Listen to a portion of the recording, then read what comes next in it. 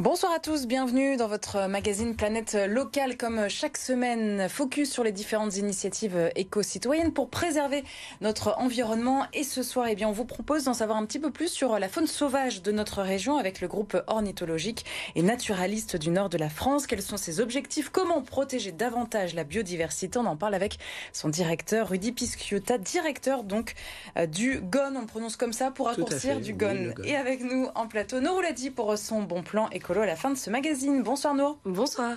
On parlera de upcycling, c'est bien ça? Tout à fait, avec une petite voix, mais on en parlera quand même. Ah oui, un petit peu éraillée cette voix. À tout de suite. Alors quand on parle de faune sauvage chez nous dans le Nord-Pas-de-Calais, il y a des spécificités particulières liées justement à notre climat ou à notre position géographique? Oui, tout à fait. Le Nord-Pas-de-Calais se trouve évidemment au nord de la France. On se retrouve au carrefour de différentes influences, climatiques, avec le climat océanique pour la façade ouest, et puis du climat semi-continental, avec des hivers un peu plus frais, un peu plus froids, qui se trouvent dans les marges de l'Avesnois. Et puis on a des caractéristiques de sol qui sont différentes, qui permettent l'expression d'une flore différente, donc des habitats différents, et tout ça permet à une faune particulière de s'installer. Laquelle par exemple? On va pas on a par exemple sur les plateaux de l'Artois, avec des sols calcaires très secs, on a une espèce qui s'appelle le Dicneum criard, qui est présent uniquement dans cette partie-là. Et puis dans l'Avesnois, avec ce climat plus froid, on a une espèce qui s'appelle le grimpero des bois, qu'on ne trouve qu'à cet endroit dans le Nord-Pas-de-Calais. Et vous, l'une de vos missions au sein de votre association, c'est de les protéger, ces espèces. C'est ça. Concrètement, comment vous faites? Alors, c'est pas toujours simple, évidemment. Nos missions consistent à étudier, valoriser et protéger la faune sauvage. Et tout ça dans ce même sens. Il faut bien connaître pour pouvoir protéger. Il faut informer, communiquer, sensibiliser. Dans les actions de protection, on a des choses qui sont très concrètes. On installe des nichoirs, par exemple, cas très classique. Mais on intervient aussi dans la réalisation de documents qui servent à la protection des espèces, par exemple les listes rouges, qui permettent de hiérarchiser les espèces en fonction des menaces qui pèsent sur elles. Alors justement, vous en avez fait ces listes rouges-là sur une période récente, là récemment? Oui, on a la dernière en date concernée. C'est la période 2009-2015, puisqu'une liste rouge doit être faite de manière régulière. Les prochaines vont paraître cette année.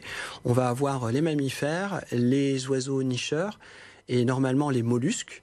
Et ces listes rouges seront réalisées avec Picardie Nature, qui est notre homologue sur le territoire picard. Et comment on l'explique, du coup, liste rouge, et est-ce que ça évolue de décennie en décennie? Oui, tout à fait. En fait, on étudie les tailles de population, on regarde quelle est l'évolution de ces populations.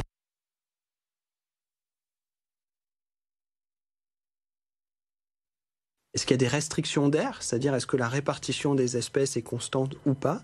Et puis on regarde quelles sont les pressions humaines qui sont susceptibles d'apparaître à court, moyenne ou longue échéance et qui risquent d'avoir des impacts sur ces populations. Ça permet en fait de savoir, quand on regarde la liste des espèces protégées, de hiérarchiser les actions et de se dire ok, ces espèces-là, ça vous guide en fait. C'est ça. Ces espèces-là, elles sont prioritaires. Par exemple, là, on sait que dans notre région, une des actions prioritaires va concerner la faune liée aux zones humides et aux milieux agricoles. Pourquoi? Parce qu'en fait, les zones humides, parce qu'elles régressent beaucoup, phénomènes de sécheresse, etc., parce qu'elles sont très réduites. Et milieu agricole, c'est les effets de la mécanisation agricole qui a eu des impacts à long terme sur ces populations.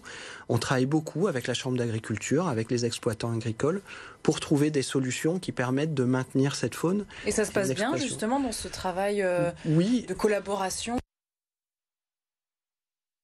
Se connaître, pour se comprendre, pour s'apprivoiser un tout petit peu, mais en tout cas, quel est le cadre réglementaire? On constate quand même une bonne volonté. Je ne dis pas qu'on avance toujours très vite, mais en tout cas, on avance. Ça, c'est sûr.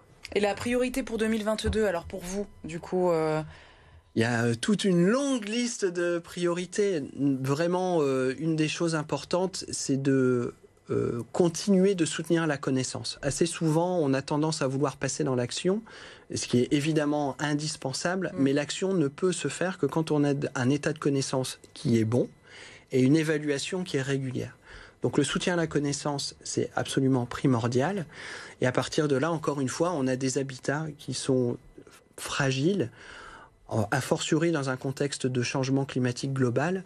Et il faut protéger des espaces, protéger les marges autour de ces espaces et agir avec les acteurs du territoire qui interviennent dessus. Et justement, vous parlez de connaissances, mais une des missions donc, de l'association, c'est aussi de faire de la pédagogie au grand public, essayer de transmettre les bons gestes pour protéger au mieux la faune sauvage. C'est ça. En fait, on fait de la pédagogie qui est ciblée. Ça peut être de la pédagogie envers le grand public. C'est souvent nos bénévoles qui sont très nombreux et qu'on remercie. On est 750 adhérents à peu près. Donc ce sont souvent nos bénévoles qui interviennent, qui informent les gens, qui les sensibilisent. Et après, on a d'autres niveaux de pédagogie. Alors envers les institutions, mais de manière générale, maintenant les collectivités sont très au courant. Mais on va plutôt agir sur les acteurs du territoire, ceux qui exploitent les ressources. Je parlais de la Chambre d'agriculture, mais on intervient aussi les entreprises, non ? Auprès des entreprises, auprès des syndicats forestiers. Cette année, l'année 2021, on a beaucoup travaillé avec le comité régional de conchyliculture pour des questions de prédation des goélands sur les moules. Donc voilà, on intervient avec les acteurs qui ont besoin de nous, puisque la loi biodiversité a renforcé la nécessité de protéger cette biodiversité. Les acteurs sont contraints, mais c'est une bonne chose. Mais ils ne savent pas vraiment toujours comment prendre les choses en main. Et nous, on peut aussi devenir ornithologue. J'avais demandé vous nous formez du bénévoles. Ah oui, si on veut s'y mettre. Mais pour l'ornithologie, on a lancé en 2012 une formation à l'ornithologie, qui est une formation assez engageante, qui est payante, mais qui attire beaucoup de monde. Et on est surpris, depuis 2012, de voir le nombre de personnes s'y intéresser et qui a considérablement augmenté visiblement suite à la crise Covid.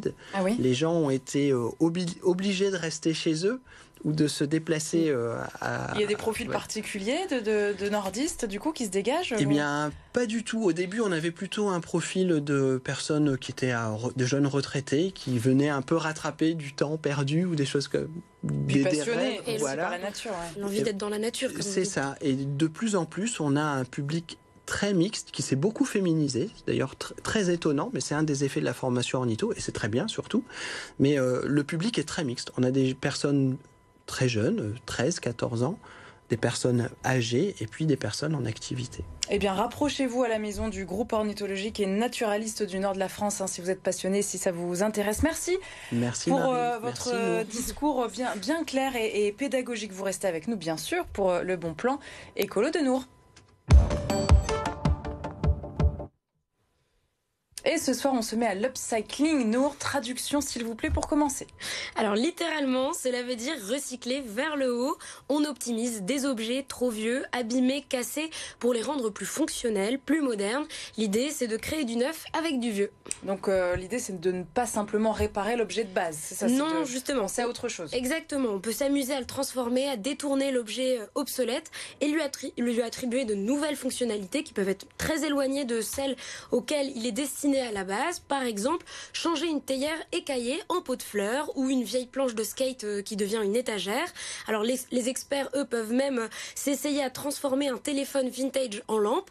On peut... oui, pas mal. Ouais, exactement. Moi, je suis pas encore du tout à ce niveau-là. Moi, c'est plus les vieux jeans troués, par exemple. On peut les découper, les transformer en jupe, en short. Et les chutes, elles, peuvent même servir pour d'autres choses, comme des housses de coussins en patchwork ou des trousses. Bref, laissez parler votre créativité. Donc c'est une pratique créative, mais qui a surtout, c'est pour ça qu'on en parle ce soir dans ce magazine, un impact écologique. Exactement, c'est pas juste de l'art. Alors parce que bien sûr, en réutilisant, on évite la création d'un nouveau produit et donc on économise l'énergie et les matières premières qui auraient été nécessaires pour le fabriquer. Et toujours en ne jetant pas ces vieux objets, on évite du gaspillage, on réduit notre production de déchets, tout simplement. Alors si je veux m'y mettre demain, concrètement, comment je fais ? Alors si vous ne savez pas par où démarrer, eh bien il y a de nombreux tutos tutos en ligne, des tutoriels qui permettent, après on peut les adapter assez facilement aux objets qui traînent chez vous et que vous hésitiez peut-être à jeter. Et si vous avez besoin de plus d'aide, il y a des associations aussi et des marques de la région qui sont spécialisées dans l'upcycling. Oui, il y en a de plus en plus, c'est vrai. Exactement, comme à Lille par exemple avec les recoupettes, on peut y apprendre à coudre pour donner une seconde vie par exemple à ces vieux vêtements, fabriquer des éponges à partir de t-shirts usés ou même faire des bijoux en matériaux recyclés. Et pour celles et ceux qui souhaitent apprendre, eh bien vous pouvez les contacter pour un cours à 10 € de l'heure. Moi je trouve ça plutôt raisonnable, sachant que... Ça fait une petite activité. Exactement, ouais. Et on vous y accompagne si vous n'y connaissez rien.